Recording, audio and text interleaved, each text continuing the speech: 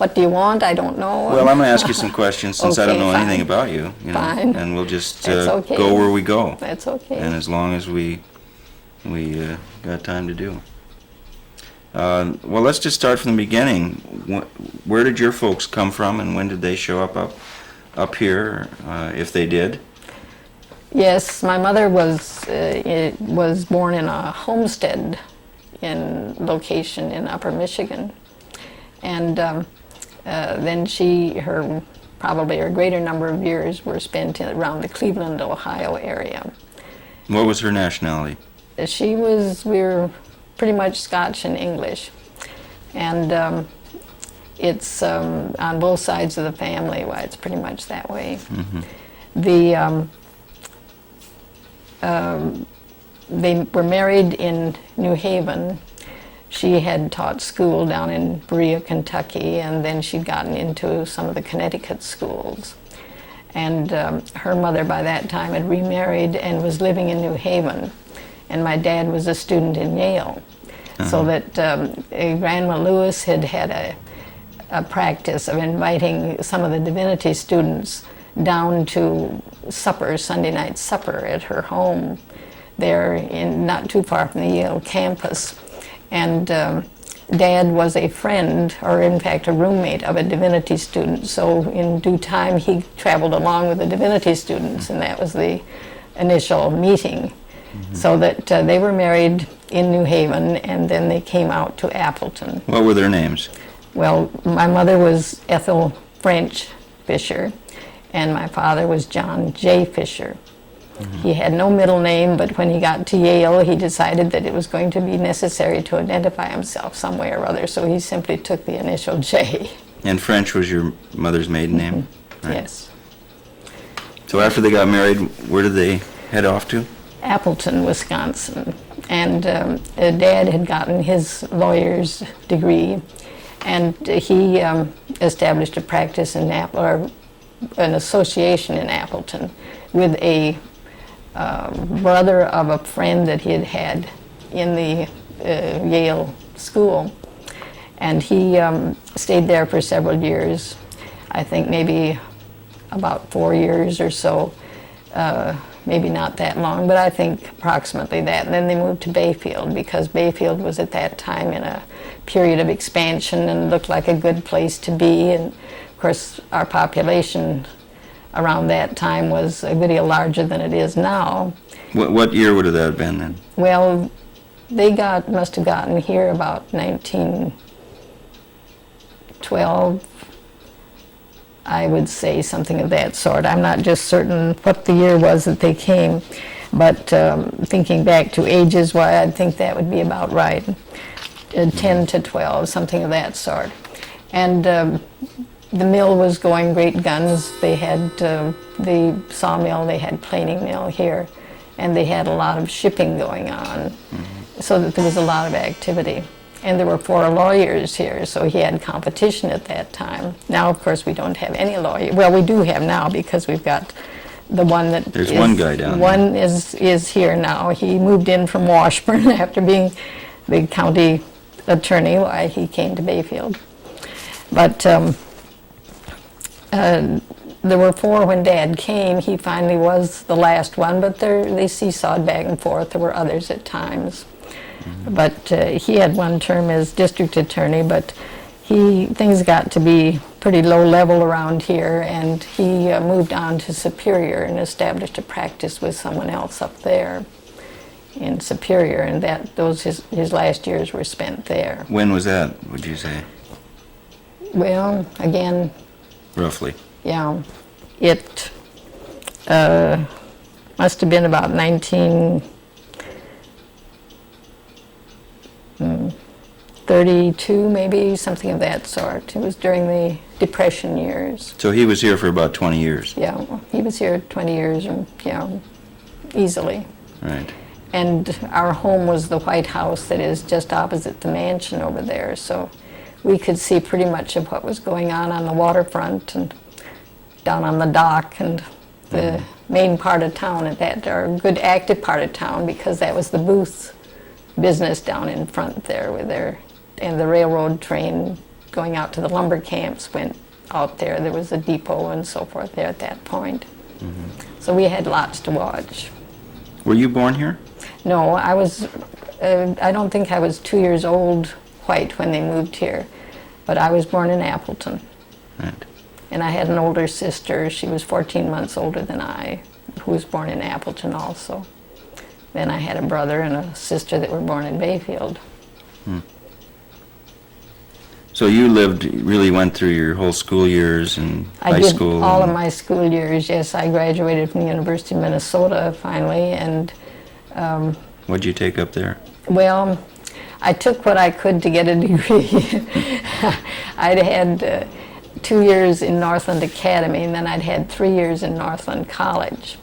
And so for my 4th year moving down to the university, well, I just patched together what I could get to accomplish some sort of a degree. But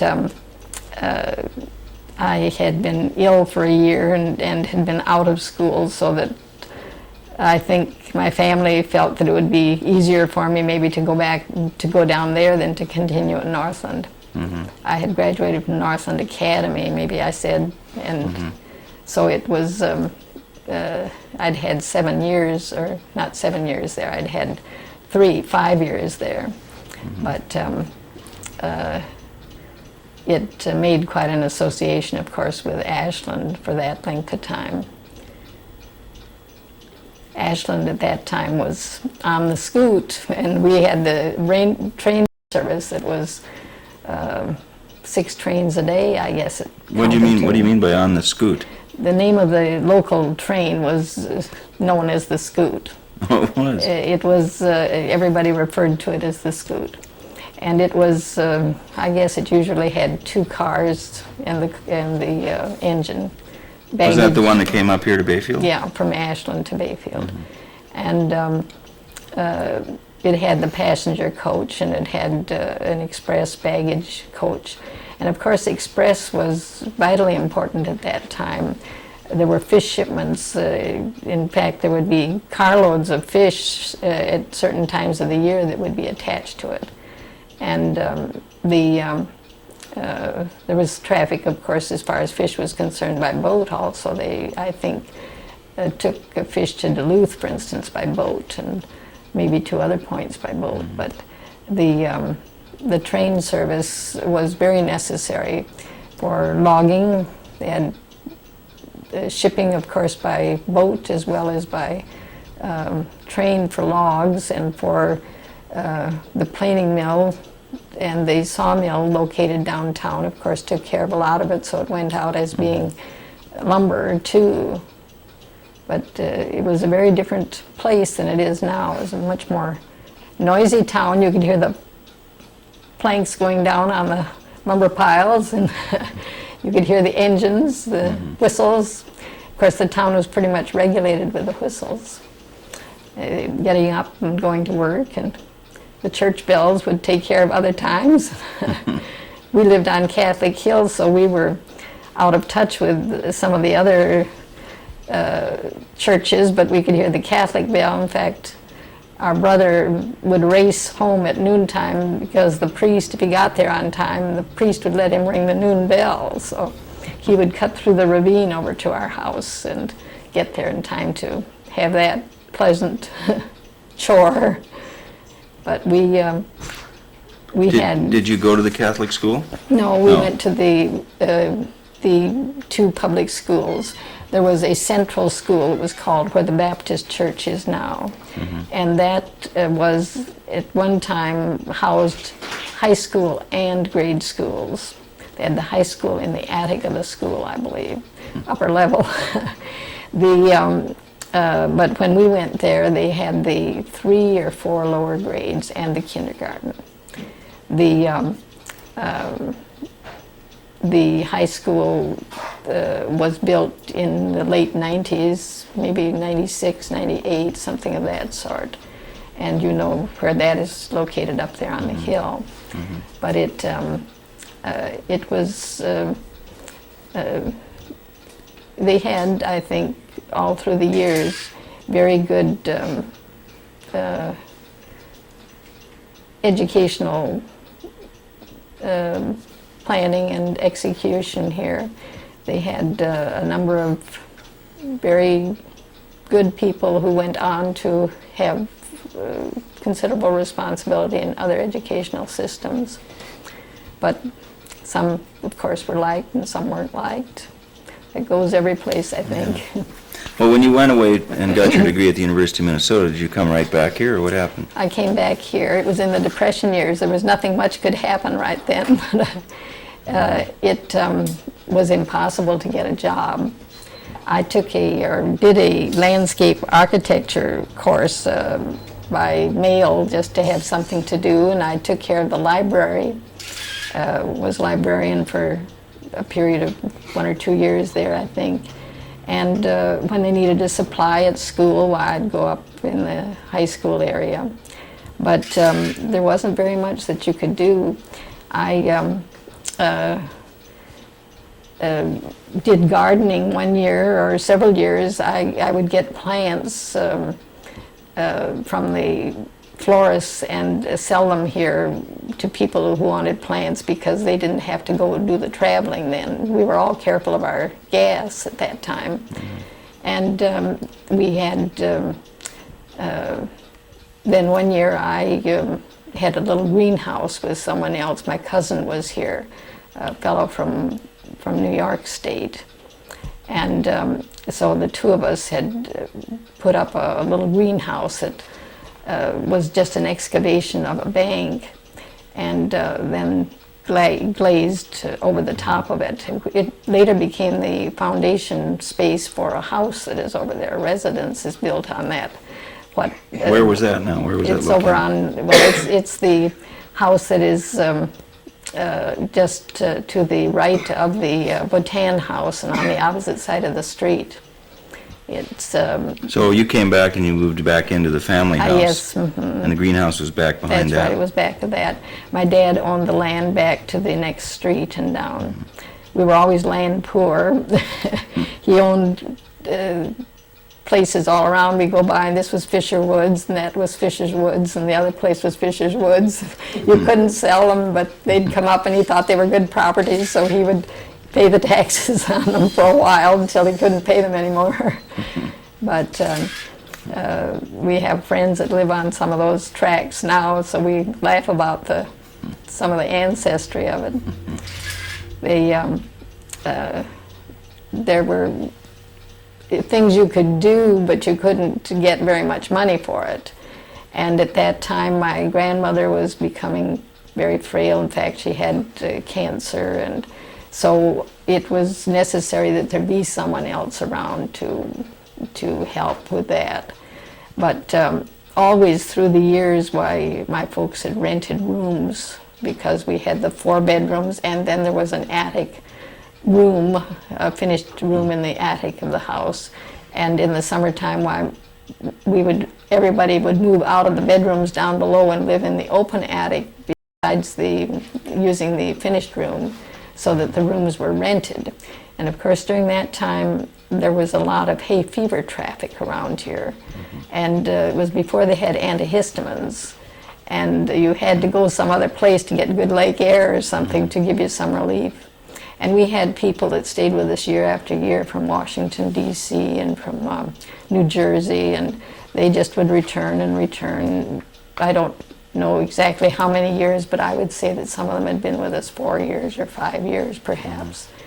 One woman that came from Washington, D.C. always amused us because almost every day she had a ceremony of washing all of her dollar bills because she didn't want to have the filthy money in her purse. So she'd launder them all and lay them out on a towel to dry. So right. You gather some unique experiences sometimes. We talk about washing out your money, but it doesn't always mean that. Right. Well, there is an expression, filthy money, but I never connect to it. Well, when did you meet your husband then? Well, he lived in the house that was just west of where we lived down here. At times, there was a time, he went to Northland Academy, And so we were not in the same year of Northland Academy, but his mother died, and his father then would spend the winter in Ashland. He took a room in Ashland, so he was there, and they could be together a good bit of the time. But Harold was in the academy and lived in the dormitory out there at Northland. And I was in the academy for the last 2 years of the school there, and of the high this was school high years. school. My high school years. And he was there, and I hadn't known him. I didn't even have any recognition of him until his mother died, and I think that was 6th grade, and that makes quite an impression on a student in a room if there's a death in the family, and especially the mother. And so the father and the boy were left, so I began to be aware. They'd lived only a little ways from us, but I had no connection with him at all. And didn't have until we got over to Northland, and he had been there for all of his high school work. In fact, they had tutored him through 7th and 8th grade, I think, too, because he and his dad had taken the winter off that would have been the school year after his mother died. They'd gone to Seattle, and so he was back a year anyway. But it was some little time after college that we were married. In fact, I graduated in 29, we were married in 36, so we sort of became reacquainted. He was working in Duluth at the time, and his mother, his What was he stepmother- doing there? Well, he did construction work. He always was, always felt that the real peak of his construction work was being a supervisor of the stack at the power plant up there in Duluth. So whenever we went by the power plant, we had to salute it, of course. It was, he thought, was the top job that he had had. He'd worked in both steel and concrete construction in Michigan and various places. You did what you could those days, and of course that was bordering, getting deeper in depression all the time. In fact, when we were married, why, we lived in one room and a bath down the hall, sort of thing. You did anything you could, and you felt you were lucky if you got enough scraped together to to get married. But then every few weeks we'd move whenever we could get something a little bit better. Why, we'd upgrade ourselves a little bit, till we finally had like a 3-room apartment, I guess, with a bath and so forth. We were really pretty elegant. But then that's the way you did things. But he was a surveyor, really was the basic training that he had. We also had, I think we'd really gotten reacquainted at the University of Minnesota because he was there for his last, or I think his last 2 years, I'm not sure. And I was there for maybe for only the 1 year. But probably he had 2 years there because I was a year ahead of him and I had 1 year. But his mother had been a graduate of Minnesota, and I think that was why her choice was there. But it was that connection that got me to having some information. Hold up 1 minute. We have to change.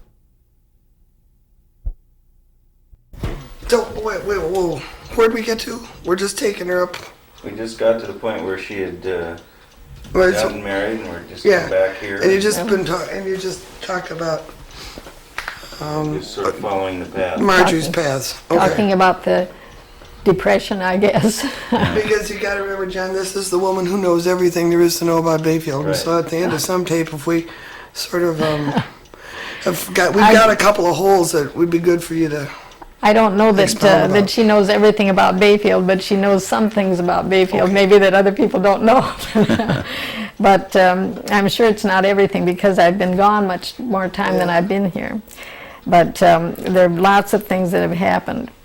But we were quite well acquainted with the with the booth operation, and we were quite well acquainted with the what went on at the city dock. We could see the Nellwood, and we could see the Gary's boat, and we could see the president walk down the dock, and we could see all these things from our house. We had a real spy place there. We could watch them crawl over the ice in the wintertime, because in those days they didn't have vehicles, wind sled or anything of that sort. And coming over the ice in the wintertime, they came in the first batch with a rope around the waist of each one of the people, and the lead fellow always was an Indian, because he was supposed to have a seventh sense about the water and the safety. And he had a pole, and he would tap and listen, tap and listen before he'd take a step, and we'd watch them crawl across the ice that way every year. Of course, at the end of the season, it wasn't so much, because if worst came to worst, why, they could get something into the water. But in the fall, they didn't want to get into the water. It was quite a bit to see them come across. From Madeline? From Madeline. Mm-hmm. They'd take, just as they do now, different routes. Mm-hmm. We also observed from this window, we observed the house go through the water out here. We had a very good view of that. That must have been wonderful. Well, we saw it going, and we saw the road cleared only the day before. You know, really, the strategy didn't seem to be very great. When they cleared the snow from that had been protecting the ice one day, and then the next day they try to take a house over. It's not too awfully wise as far as depth of ice is concerned, but they made it part way. And the rest is history. Yeah. But there have been various experiences. I was thinking about the fact that we used to go to Madeline at least once each summer to La Pointe. Dad graduated, got his college degree from Beloit, and the Salmons, of course, were from Beloit. And I've tried to correct the pronunciation of that name in the Riding the Wind any number of times, but it still comes out salmon every time. But we would be invited over there as guests, and then there was a Reverend Rowell who used to come up, who was also a Beloit, and he was the classmate of Dad's at Yale also. They went from Beloit to Yale together, but he was in the ministry. And he would spend his vacation almost every summer over there at the mission, so we would have to go over and get reacquainted with them every year. But it was otherwise my island association was largely with Helen Seeberger. We roomed together at Northland. It was the first year both of us were away from home, so we had a lot of time together. But and where does she live? She lives on the island summers. I don't know winters, whether it was Washington, D.C. I don't know where she spends the winter now. But she is back on the island, I presume, for the summer. I don't know. Yeah, I think I saw her the other day. Well, we've lost contact. We once in a while see one another or hear from one another some way or other, but I don't really know about her now. But is there something special that you would like to have? What I remember about as far as Bayfield is concerned? Whatever are the things that stand out for you that you particularly remember as events or people? Or, well, I was thinking about one thing as I was trying to go through and wondering what there was, and I was thinking about the armistice, the first war, and how there was, of course, a great deal of excitement about it, but I'm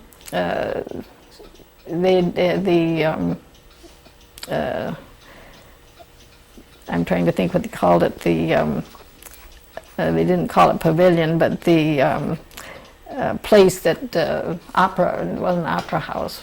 was it? I can't remember what they called the place. It's where the park is now. Well, Wings Was it the Opera House, House? yeah. I guess. And they had their meetings there, and then of course they had meetings at the gym. The high school was occupying the courthouse for gym facilities at that time, and those were the two places where people would gather pretty much for public meetings, either at the courthouse or down at the Opera House. But that was, of course, a tremendous thing. Dad was food administrator during that time, during the war years, and of course everybody knew that the Fischers had all they wanted in the way of sugar and flour and everything else. And they didn't realize that maybe they had a little less than some others, just so that it couldn't be questioned, but it was known by everybody else. And there was, of course, a tremendous feeling of joy by everyone when this came about, that the armistice was signed. I wasn't here when So they held a big public gathering? Yes, they had a big gathering, and they had parades around town, and I don't remember too much about it, but it was a time of great joy for everybody because they were all involved in one way or another. We had in school gotten several children added to the population where fathers were in service, and I remember one family, there was a girl and a boy in the family that came from Seattle or Portland because the father was in service, and the mother came back to live. She was a Flanders, and they lived there where the tennis court is now, in the Flanders home for that year or two, however long they were there. And there were others that had come back home to be with family while their husbands or sons were in service. So that our population changed some during that time, of course, but didn't stay too long. But the old Opera House was the gathering place for most of the events that took any sized place, unless it was the gym in the courthouse. And the gym, of course, was that whole upper floor, and that gave a considerable place too for meetings. Parent-teacher associations were held there, basketball games were held there, and so forth. And that served for quite a long time as the place where people gathered. Of course, agriculture had been quite an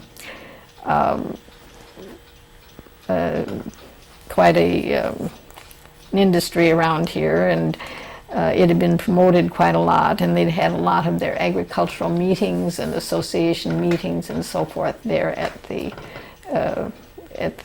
vocational building, or the courthouse as we knew it, pretty much.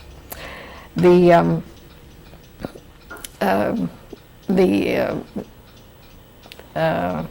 did they call the Fruit Association, of course, was another place where they had a group of people who were farmers and shippers of things, and so that was another place where they would have some of these gatherings that were agricultural things.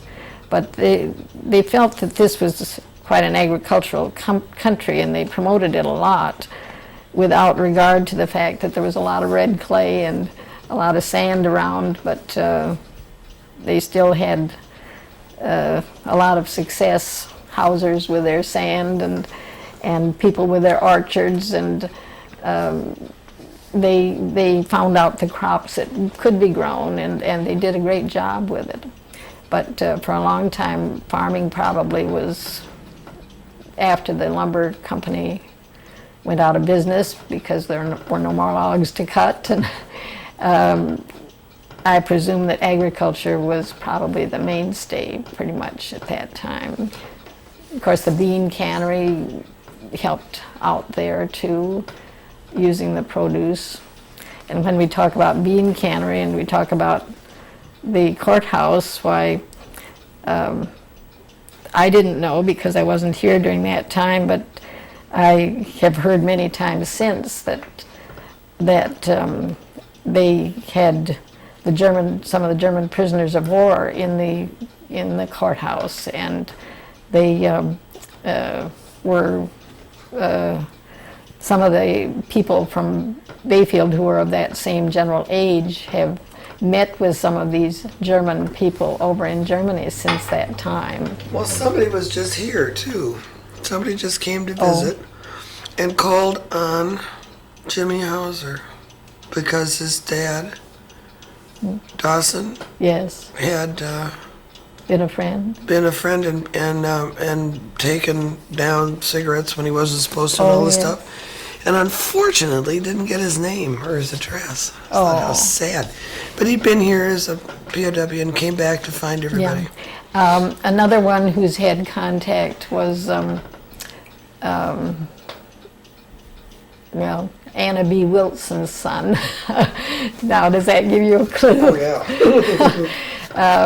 The fellow that has the drugstore in Ashland. Oh, Opposite the dime store. His brother. The two brothers were nearly of an age, and it was the brother that is the minister that has met. You got some chimes here. Are there two clocks going at once? Yeah. In tandem. Well, I try to keep them somewhat in time, but I don't succeed too often. I just acquired that one from after my sister's death. My brother-in-law wanted me to bring that clock over here, and it has a very pretty chime, and it's a very nice clock, a lovely clock. This was a family clock, and it was the Fischer family clock. In fact, I think my folks got it for a first wedding anniversary or something of that sort. And it didn't operate for a number of years when it came into my hands. I tried to have it taken care of by this man and that man. And one man in Ashland kept it for, I think 2 years. And I think he stored it in his basement during that time. So the frame is slightly warped now, and the door for the face doesn't really close and so forth. I have to prop up one leg a little bit so it will run.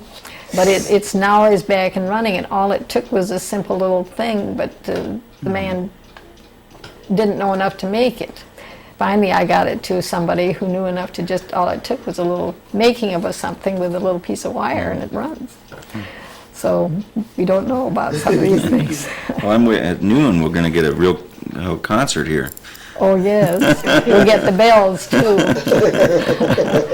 We can hear them at times, not as well as we once could, maybe, but I think the trees maybe stifle them a little bit. talk to us about Booth Fisheries Well, we were... and the docks. And when did Booth start, and when did it quit, and when did... But we sort of know when Bataan started, but when did he finally go out? And the Keene Fish Company, get those straight in my mind. Well, I don't know that I can give you the specific information, but I know that we can get specific information about it. But I think it was around quite early in around the middle of 1800s that the first fishermen came. And they came from Lake Michigan into Lake Superior, and of course had a terrific business. You can go back farther than that, of course, because even the fur traders dealt in fish too. But I think that we've got pretty much the Booth story that Mr. Walston gave to us a number of years ago, so that it can be found and you can get really from the facts straight. Someone else who can give you wonderful information about that was the stenographer for the Booth Company for years and years, Mrs. Bainbridge. Oh, really? Halvor's sister. And she's very able. I try to stop in and see her every once in a while, and she's really a delightful person, and she's so pleased to have somebody stop and see her. Is she over in Washburn? No, she lives just back kitty corner from the your store downtown. She in the right in the house. I know where she is. Yeah. The Oh, good. greenhouse. Yeah. Yeah. Just above the Meldy. Well, Right. Where names escape me like a sieve. But I know what you're talking about. Yeah. No, okay. But I will talk to her. she is the one, and you really should get that story from her because she worked for years for them, I Oh, think. good. But you remember the boats coming in and out too as a Oh, kid. yes. The Turner was the boat for years. Then they got to the Apostle Islands, which was a little larger boat. But before that, I think that, as I remember the story of Booth, they collected way up the North Shore as well as from Ontonagon over, so that they had a tremendous business going. And of course, we'd see them loading the cars down there by the transfer office. That was I think the Chicago Northwestern came over as far as the Booth Company to pick up, and then the transfer maybe used the same track to get back and forth from the west side, the lumber yard section and so forth, but they would go on out to the logging camps and Red Cliff Mill and so forth. But the Booth would send out carloads, and when herring time came, why, that was a tremendous business. But it was more than carloads. I guess, I mean, more than a car a day, it would be carloads. And then later, when it was, when Booth was no longer active, I think they still had a certain amount of, possibly it was not at that time, maybe Booth kept active until the fishing ceased pretty much. But it seems to me there was some connection with the Express office. When Henry Hanson was in the Express office, it seems to me there was some connection with fish shipping perhaps at that time. Maybe that was just for individual shipments. I've got a fish and send it out. Booth was down essentially where the ferry landing is now. We've got some very good pictures that show the big ice house was where the cooperage is. Or, I mean, the cooperage was there, but they were not. It was going as an industry for making the barrels. The ice house was opposite it. And then there was another building that was straight on, that was on the dock in between these two, because they're kind of a road apart. But the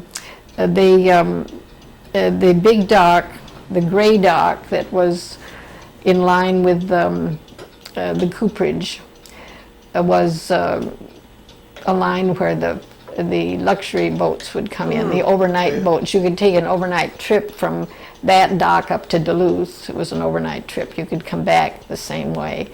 And that boat would come through the Sioux, I think, or it started at the Sioux perhaps, but it seems to me that it came through from some New York points at times. But there was quite a lot of traffic. But this is all while you were still growing up, the boats were coming like that? Wow. Yeah.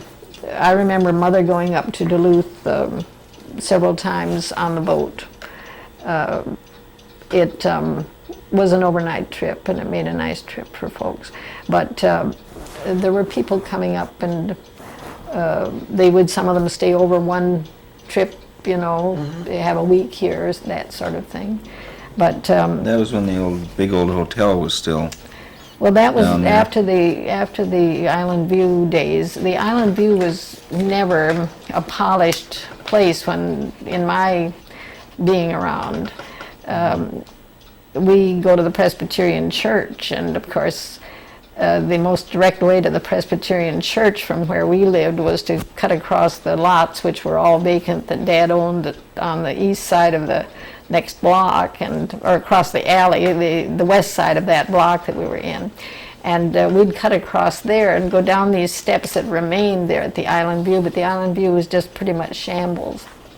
And there was this deck, porch deck that went across that was on a higher level than the street. And I would go through there Sundays with white stockings on, and invariably would But we saw the fire that they had at, it wasn't Ironwood, Hurley, someplace down in there. We had just moved into the place up here, and we could look across and see this fire. So that that's looking quite a few miles. I guess so. Okay, we've got new tape in here, ready to go for another one. Do you want another topic? Oh, Danny. Sure, whatever you got on your list I meant, there. I thought maybe there was Well, something. I'm just back into the fish business and when was Otto Keen's company working? Well, that was after Saul Bataan, and I'm not just Keen sure. bought Bataan? I don't know. I think he used part of the Bataan facility, but I'm not certain about that. Let's see who might be somebody who would know.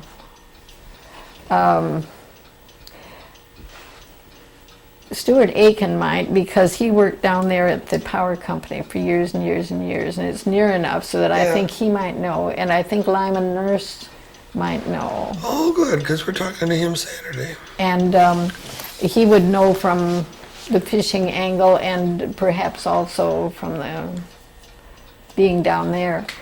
But there still are people around. If Melvin Matson was We've been available, trying. Melvin would be reliable. I think Yeah. Helen would not be reliable, but Melvin we've would been be a trying. wonderful person to talk to. Do you remember the president coming off the Nelwood onto the dock? Yeah. In fact, we've got a snapshot of it, I think. Tell us about that. Tell us about that whole scenario. Did you know a long time in advance that he was coming? I don't remember about that, but we day he knew came? enough so that we were aware that it was the president that was going down the dock, And which president? Coolidge. And he was in the summer home. The summer capital was at the Central School in Superior, Central High School in Superior. And he lived in a cottage that was down at Nebagaman or on the river. I don't know if it was Nebagaman proper, but it was down on the Namakagon, isn't it? Namakagon River there. And I don't remember right offhand the name of the cabin, the people that sponsored it, but that can easily be gotten. I think we've got newspapers perhaps that tell about that too. But we were aware of the party going down the dock, and of course the Nelwood, I think, was the boat that took him out. And of course there was appropriate ceremony and so forth of people going down to be sure all was well. But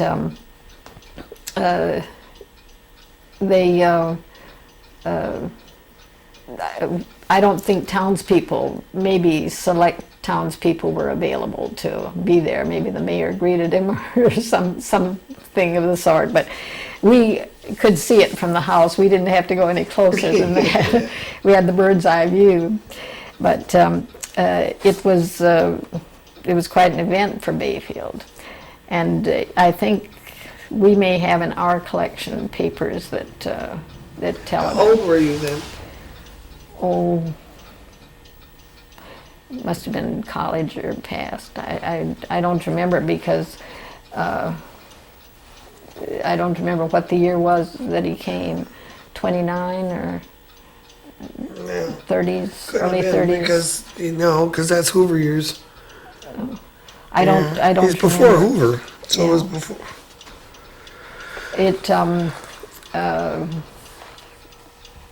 It was. Hoover was elected. It in was 28. before the Coolidge boy died, I believe.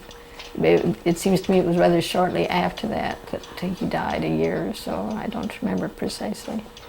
But I think we've got stories Yeah. that can be found on that. Is there anything else that you especially want to ask about?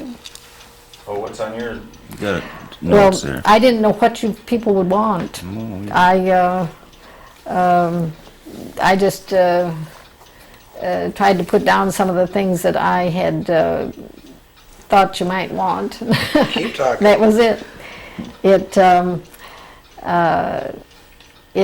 was just if there was something special, why Bayfield had quite a lot of activity. I'm interested that they're coming back to a summer, or coming back to a strawberry festival again, sort of thing. And of course, for a long time, that was the big parade of the year. And I don't know whether they intend to do some of that again or not, but that was the big event. And then Apple Festival was an offshoot of the Strawberry Festival. Of course, both of them are nice times of the year. The Strawberry Festival, kind of the beginning of summer. It's good if they can get back into both, I think. But we had quite a few hotels in Bayfield, and there was one down on Front Street where the lighthouse keepers liked to stay, and that I think was, I'm not sure that was the one that was moved. I think the one that was moved was from the pier location, that was moved over and became they're opposite the bank now in the chamber office. The ones that just north of the bank and west of the Northland Realty building. Yeah, that was moved. That was that whole building was moved? Yeah. Wow. I believe that was moved for the pier construction. I may not be right about that, but there was a building that was in the center of that block on Front, or that's not, is that Front Street down there? There was one in the center, and then there was one on the corner, and I kind of think it was the one on the corner that was moved up to become that location. Well, Mildy's store and all that stuff first, and then that's one big building, and no real sophisticated moving stuff. That's right. That's right. Yeah. And of course, there was a lot of the town. The active part of town was south of that street, because that was where the planing mill and the lumber mill were, and sawmill, and then the blacksmith shop. By the way, do you have good blacksmith documentary? Get hold of Aiken, Stuart's brother, Russell, because he participated in the blacksmith shop more than Stuart did, and he has pictures of the activity there and so forth. But he's not going to be available too long, I don't think, to give you that story. But I wondered several times if you'd gotten any of that. But oh, boy, would that be fun to listen to. They had the blacksmith shop there just in front of or one side, just on the, I think it was on the north side of the livery stable. And the livery stable, we had some contact with. Dad once in a while would have to go to some place and would have rent a team or a horse, depending on what the distance was and so forth, and we'd usually get a chance to go for a ride. And we also got a chance to ride when our grandmother took the census. She took the census for quite some time. And instead of doing it just by phone or something of that sort, why, that was visiting each place.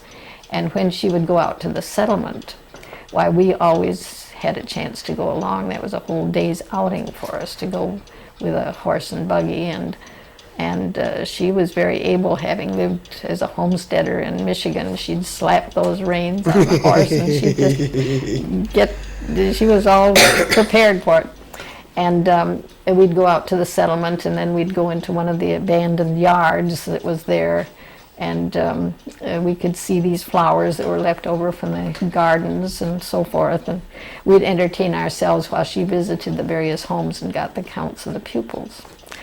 And nowadays, why, it's just a very simple, cut and dried desk matter. You sit down and take it from last year, plus or minus, and go in that way. But it was a personal task in those days. And I can remember her in her fresh gingham dress, sitting up there and handling the horse. She knew just how to do it. Where was the livery stable? The livery stable was where it's empty now, opposite what was the Ford garage, which is now the boat guild thing. And it was a very active place. I think didn't serve for any purpose except livery stable. I don't think it ever was converted to anything else.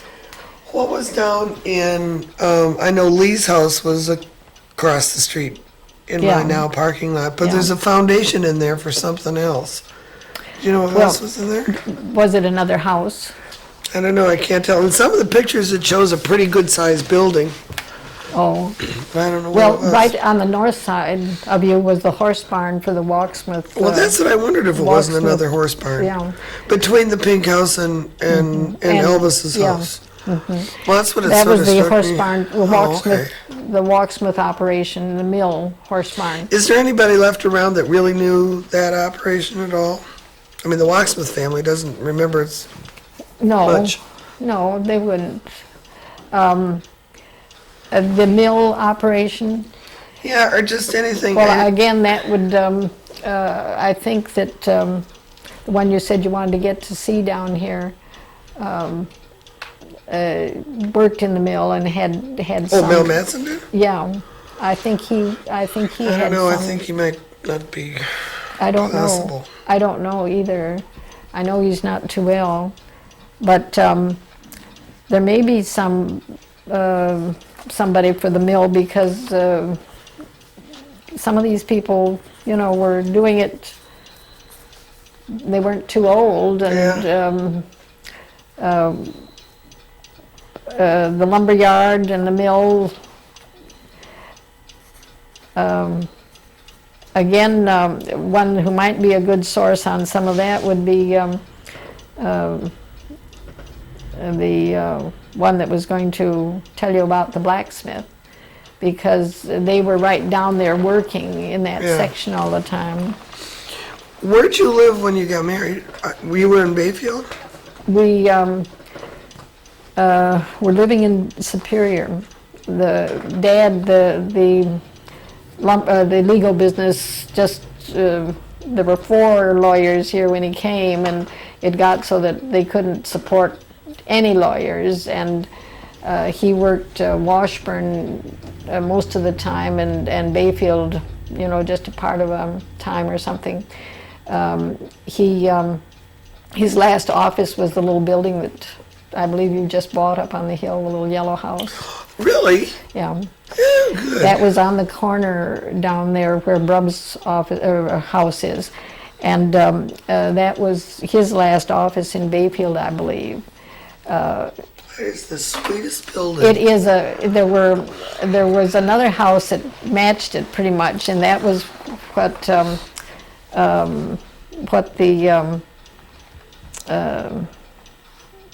the names again. Fish and fish. The little house that was or opposite the courthouse on the corner, Franzen's, they remodeled it. Oh, okay. And it was pretty much like it. And then there was a little one that was next south of it there that was pretty much like that little one. But Ed Erickson, I understand, lived in that house for a time too, so he would be able to give you something on that, I think. But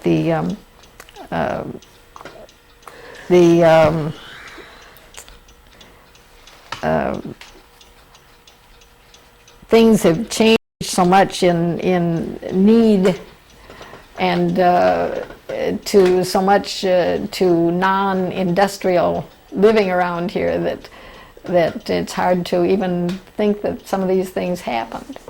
What do you think of these changes for Bayfield?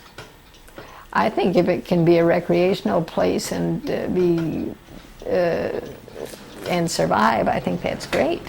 But I think that they want to be careful about the recreational things that are allowed, and I think sometimes they get carried overboard. I've had a number of people question me about the having mopeds around as a business, and having the little golf thing down there. I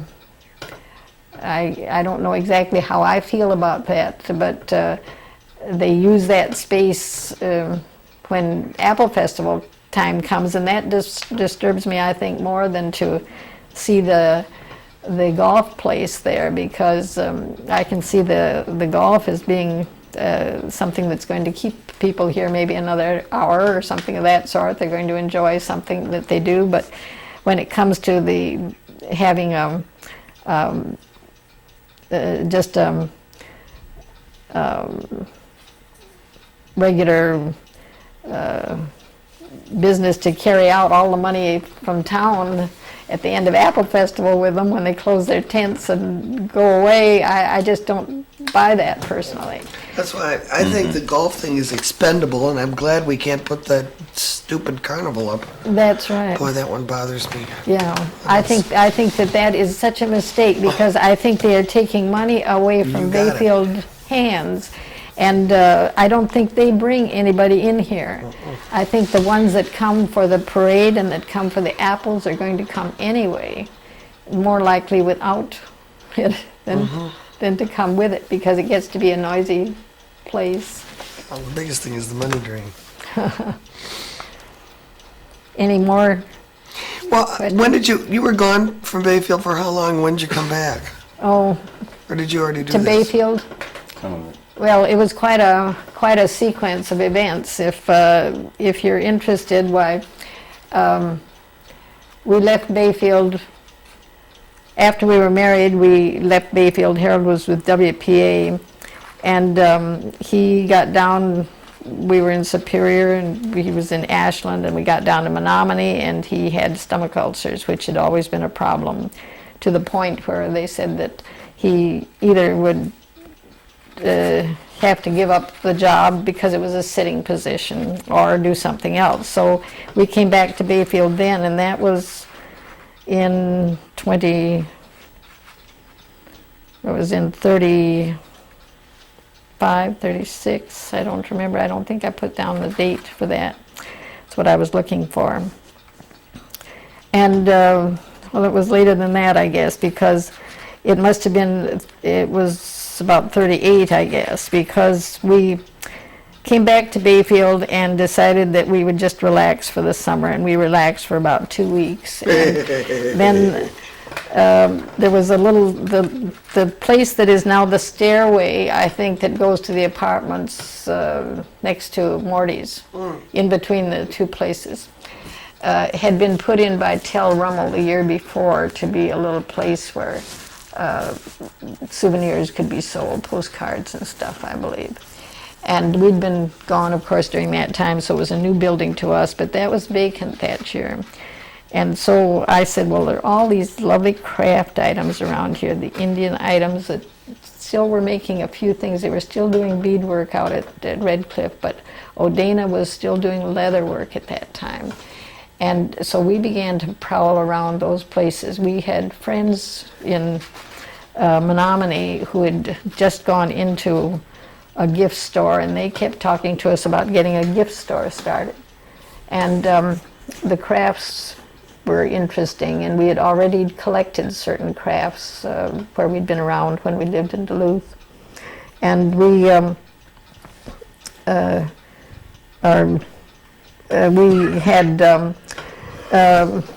had gone to the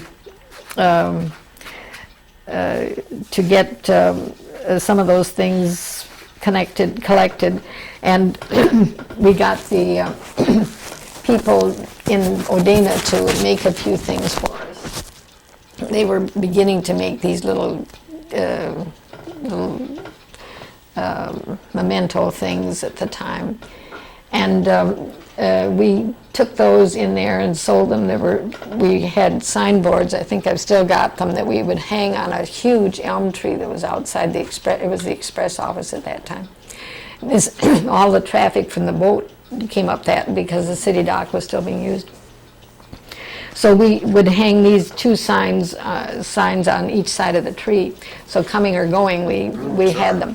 And 7 people could get into the place if they would go in to the farthest corner, but they all had to go out before the last one could get out again. So we sort of had it made. We collected what we could from Modena and what we could get from Red Cliff. We had been in touch with we lived in Ashland in an apartment in the same building where a family that was where the man was involved in the BIA in Ashland office, and she was an Indian from North Carolina, and we'd had very good relationships, and we'd learned a little bit about Indian crafts through them, and so we sought what we could get, and we started that, and that was what. It hasn't, maybe people have wanted to do it, but they haven't been able to do it for one reason or another. Yeah. Didn't have the equipment, didn't have the money, didn't have the time, didn't have the people that could, it just isn't an easy thing to have happen. Are you connected again? Yeah. All connected. She's got the strongest arms of anybody I know. Well, she knows how to do it. Maybe she puts it on her belt. Gets a little help there. You should have one of these things that they do have for a pocket to hold you up, shouldn't you? I was thinking, wondering if you knew all the hotels that were here at one time. I don't know if I started that or not before, but we didn't go far with it anyway. But there was the Bracken, of course, which was where the parking lot is now by the hotel. And the Davis House was kitty corner where the parking lot is for Grunke's? Grunke's. The parking lot for Grunke's was the Davis House. It had this round porch around. And right next to it was the house that still is there, the one that Grunke's used. And then the Island View. And I spent some time with the 1886 maps just within the last week or so, and with a brainstorm that I had that I thought would be fun, because they name all of the business places on all of these Sanborn, they're the Sanborn maps.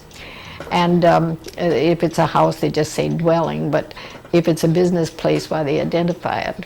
And it shows all the lumber yard and all the buildings that are involved and so forth. And I thought it would be real fun if we could get them duplicated and let people carry them around town. It would keep them another hour or two to look at them. She can answer the phone downstairs. And in doing that, well, I've thought about some of these locations.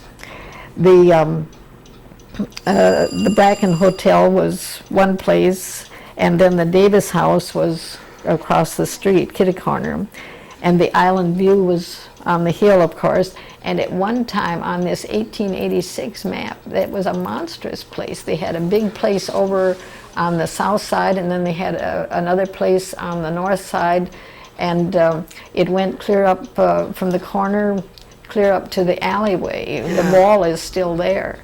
But it was really quite a place. And they had a hotel that was opposite the depot.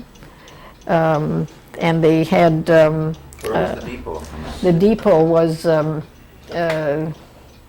kitty corner from the right opposite, just south of the Chamber of Commerce building. The tracks were in between there. They followed the road. Right. And then I was listing some of the other things that we had. And there were 2 meat markets here in those days, and there were the whole list of stores that there were in town. I think I put them down someplace here. They had the someplace I had the names of all the store people, because it was surprising to me that there were that many. We just don't have that many around now. We have the one store, and And that's pretty much, well, we've got the one that's over in the garage building. On the other side is kind of a service store, but it's not really a fully equipped store. It's just a helper store. We had, in grocery stores, we had Boris's store, and we had HJS Hanson. He later was the express agent. I don't know if you ever knew him. Hadland had a store, Starks had a store, Mildy's, which was down on the corner there where the real estate is now. And we had Lodels and Kransfelders for meat markets. And we had two papers, and they both had buildings, their own buildings. We had the Press and the Progress. And the Press, you may have heard, office is still intact in sand under the flood. Simply buried all of the office, and it's under the floor of the building that's been put on top of it. Which building? Which building? It's the well, right across from Burton's, across from the hardware store. It's the building where, just back of the Bell Block. The Bell Block ends here with the... Really? It was the movie theater, now yeah, it's Brownstone. it was the movie store, now it's Brownstone. Hmm. And the print shop is all intact in there in sand. Oh, that's wild. Yeah. We weren't here... The movie theater was there above it anyhow, or just... No, there that was the press office, but I suppose the top portion burned, maybe, I don't know, but we were in New York when that happened, when the flood happened, and we were living in an apartment hotel, and on Lexington, and our shop that we had was over on the RCA promenade across from Saks Fifth Avenue, and we woke up, or it was Sunday night, as I remember, that we heard it, either Saturday night or Sunday night. It was on the 10 o'clock news. Arthur Godfrey was giving the news at the time. The first thing that they gave here on the Manhattan News was that Bayfield, Wisconsin had a flood. We just couldn't believe it. We felt terribly startled, of course, to think that it would reach Manhattan in that fashion. But that was the time. They had a succession of floods, and that was the final flood. That they had 4 or 5, and that was the one that really did things in. The pictures that show the railroad tracks twisted up and the... How did you get from the store next to Morty's to Manhattan? Well, that has to be a story. Well, it was a story. The start was the store next to Morty's there, and we went from there down to Florida for the winter because Harold still wasn't supposed to be working. So we got to Florida and found an apartment and opened a store, and we were going, just had gotten it opened when the big disaster fell out in the Pacific. Oh, the Pearl Harbor. And that was we thought pretty much the end of the store. But we were opened, and we figured that we had to keep on with it because we'd gotten that far. We'd keep it through the winter months. And then we'd see what would happen. But I went to Northland, and the history professor at Northland always, I took library science from him. He was also a history professor, but Pop Lewis. And he always insisted that his library science people should take every civil service examination that ever came along. So I took, along with the others, 3 or 4 civil service examinations. And as soon as Pearl Harbor happened, with all the excitement, they screened all of their civil service examinations, and telegrams began to arrive. You are needed in Washington, you are needed in Washington, and so forth. So that on St. Patrick's Day, I left Clearwater. Harold was going to operate the store through the balance of the month. I left Clearwater and went up to Washington to see that the Civil Service Department was operating properly, and found an apartment in Lexington, and could commute each day, and got on a night shift in the business there in Washington. And it was in the admission, or where you get examination end of it, the civil service examinations. And so I worked there until Harold was going to be able to come up, close the store and get rid of the fixtures and stuff. And I had the springtime there such as I'd never had before, because everything was in bloom at one time like it was here this year. Yeah. Roses and lilacs all at the same time, which had never happened before. But the people that we had gotten our merchandise from for the store in Florida were the Southern Highland craftsmen.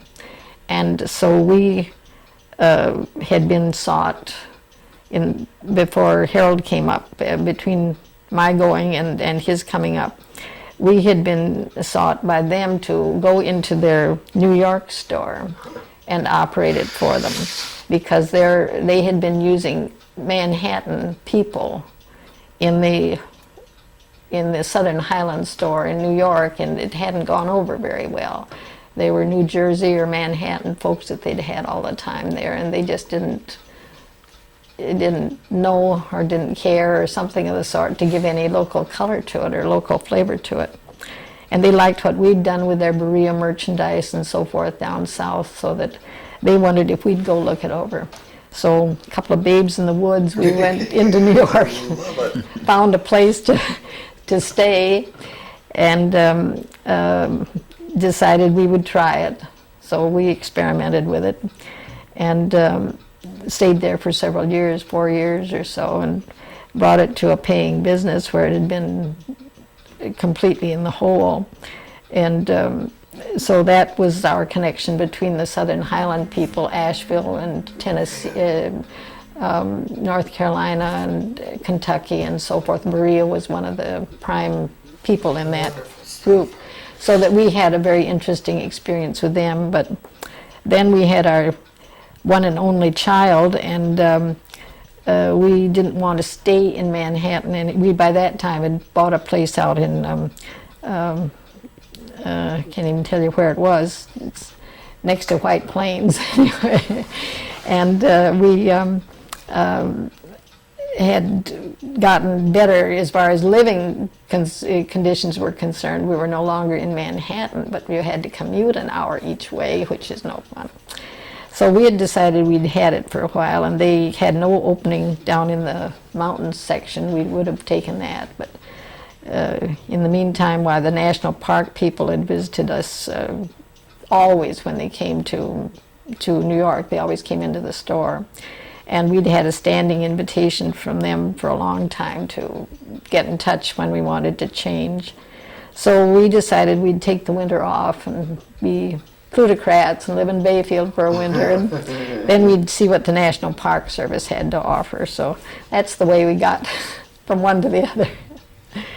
But we turned down what the National Park Service would offer. We turned down at the time because it was Alaska, living with the Eskimos, and with Harold in a health condition that he was in. That was not the place for him to be, where you might have to stay over in one of their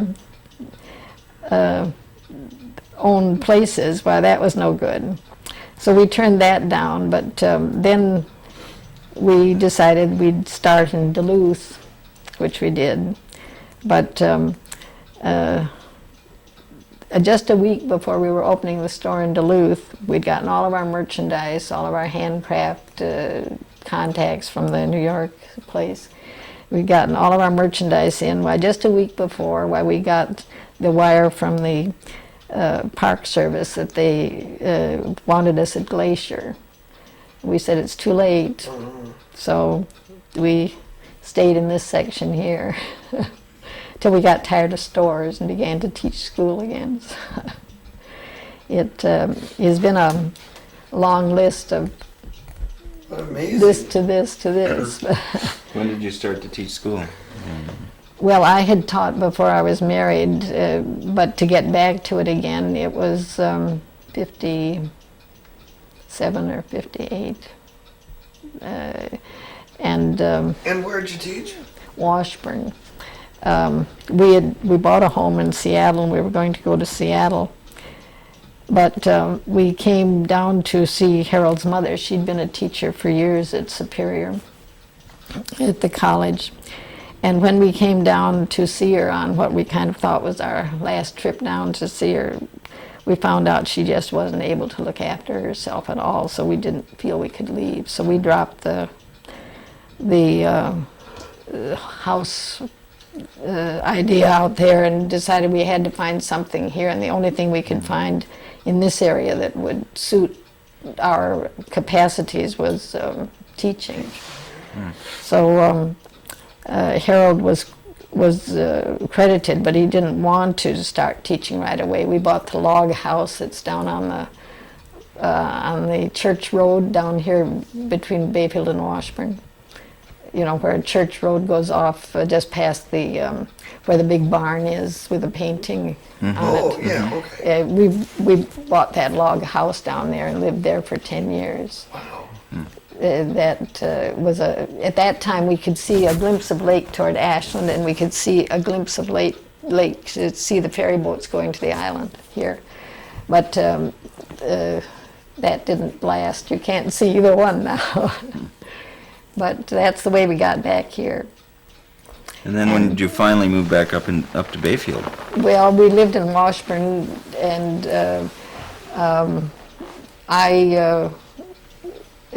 we graduated. Our son graduated. He had he was in 8th grade when we moved down, and then he graduated and he went to Beloit College. A long story again. He went, they were trying an experiment at Beloit, and it was a 12-month plan.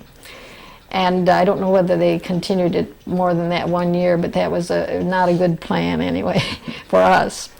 12-month plan, and then they could go on to a break. They had no break in between.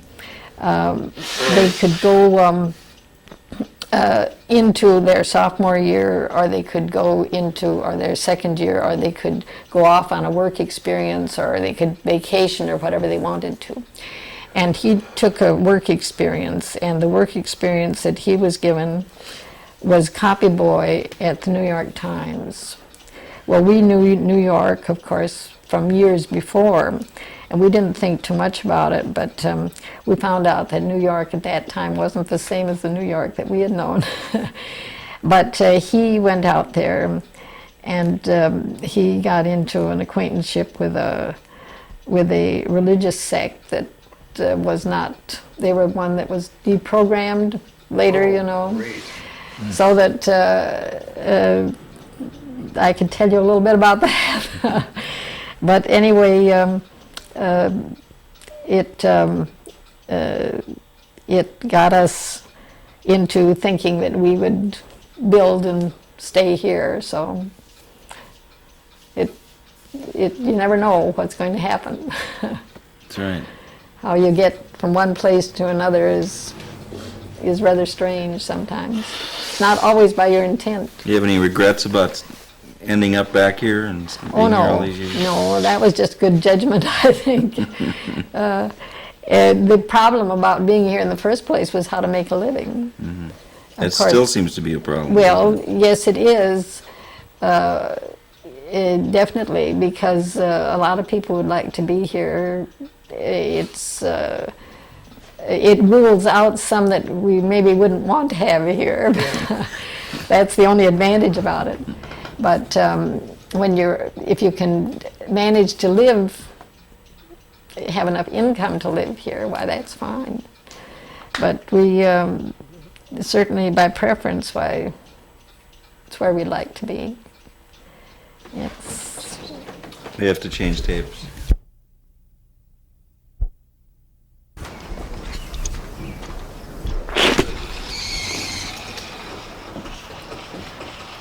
Out here. My unpainted railing, it's gotten a primer on it, but that's Well, as far that's as all it's right. gone now. As long as I can still lean on it, that's all right. Yeah, it's stout. Now, what do we see from here? What's out here? Well, Ashland is back of the trees in here, and we used to see Houghton Point. You can get the hill that's just almost down at the Chautauqua Hill, just through the tree break there. Mm-hmm. And back of the trees is Houghton Point, but we don't see it anymore. But Ashland lights come through there, and we have lights almost all the way down to, down to the end of Long Island would be Ashland, and the in between to Odena. I think Odena probably would come about where the little ripple is in the hill over there. Right. And you can see a little tiny boat out there fishing now, I think. Almost like a canoe or a rowboat, just to the right of the trees here. I think your eyes are better than my eyes. I don't know Well, if maybe they look used to looking at it, but we see don't see the end at Grants Point anymore. We could farther on from the windows see Grants Point. And there was a fire at Ironwood or Hurley one night, and it was just about over the white cottage house over there on Madeline. Now, this big landmass out here is... That's Madeline Island, and Michigan over beyond starts approximately above the sailboat there. So the hills beyond is Michigan. state of Michigan. Mm-hmm. And you get farther up on the hill, you're able to see to the point of Michigan. When you get up by houses, you can look out and see the point. Right. But this is all Madeline till past what we can see over here. You can get it once you get around it. The trees cut out the we can see the Catholic Church in the wintertime when the tree leaves are down. So you're really aware of the change of seasons from Oh up here. yes, it makes a lot of difference with what we see, and of course the growth is tremendous. The way things have come up. And hidden things. We used to look down at the house without much interference, but all this growth has come in between so that we scarcely see any house. There's a house there, there's a house here, there's a house here, and then we've got buildings, boat, and so forth back of the trees here. So it's pretty much isolation now. So you can keep your eye on Bayfield from Yeah. up here. Yes, we can. When they have a parade, we don't have to go downtown because they usually line up here. If we don't want to go downtown, well, we can see the beginning of it here, and we can get the sound of it here. I see we're getting some lilies out down here now. Now, did you These put have these flowers in down here? No, the lilies are wild. They are. This was all one hill, from the road on straight down, just as it is now, and you can see from the house over there, it was all sandbank. It's a sand pit over there, and then the road, and this is all part of the continuing sandbank. And this was just a case of what was excavated made the terrace, but it was all slope otherwise. And just like it is down here, and as you see there again, what you move out, you dispose of some way or other, and it made a terrace for us. And of course, this was always a drop to the street here, but it was just clear sand, not a pebble or anything that was found in it. It was just good structural sand. No, the Lake Superior has seemed to be important to almost everyone who lives up here. How do you feel about the lake? Well, I think the lake pretty much makes the community. It makes it. It was a reason for this having been chosen as the site for building. It had a bay, and it's a south slope. And that's so different from Duluth. You know, if you live in Duluth or go around very much, that it's cold there when we're warm here a good deal of the time.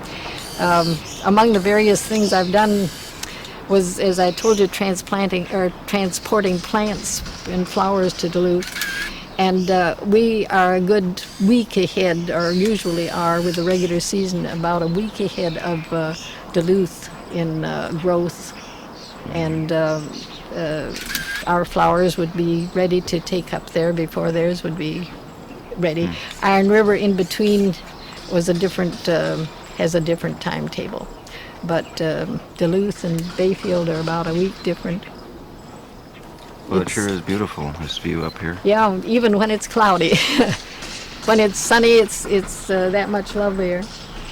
But it's nice to see the boats. They give contrast, and you can tell that people are active and enjoying it. Did you ever spend much time out on the lake on a boat? No, Mostly on the land. I unfortunately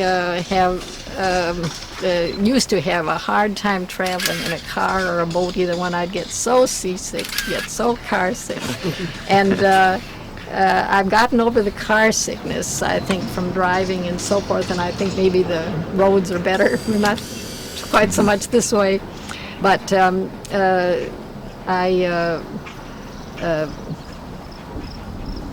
I just think that it makes it a beautiful place to be, and I think that we're so different from Duluth and Superior in climate because Mr. Rice knew enough to have a sunny slope. It just was an ideal place for it, and of course the proximity to the island was probably one thing, because the island was what was inhabited at that time, not the mainland. Madeline was inhabited first. Oh, much earlier, much earlier. You can't quite see the point here, which was La Pointe, right? You can't. It's right Where the behind landing those. is. You mean it's right where the ferry through, goes. Yeah, it's right through the willow trees here. If you come over this way, I think you can see a dark yeah. streak that goes out. That's right. But we used to be able to see it, and I'd like that willow tree gone. The people who own it don't want it that way. But it takes out the La Pointe view pretty much for us. Such different views you get. The people that are on the other side of the road down there, the Yenches, have a beautiful view into Madeline, into La Pointe and around. Then a friend in the next house, just in the next block down from the Yenches, looks at it, and it's entirely different. It's really great to be able to see. Look at that little boat coming now. He's got a real speedy engine against the sailboat. Why, he's going to get here faster. Yeah, if you wanted to catch the ferry, you could time your departure from up here and pretty nearly, yes. just meet it. We can't see the ferry as well as we did before. We'd see it coming in. You can see just a little bit of the spire here of the one of the signals. I think it's down by the what was the Coast Guard station. Perhaps I can see it right through here, through the opening of the two limbs there. But we never looked down on the dock as we did at our house, the White House over in front of the chateau. Why, we could always see exactly what was going on Really right keep there. an We eye could on see things. the booth operation. We could also see the city dock, the Nellwood and the other boats that would come and go besides the ferry boats.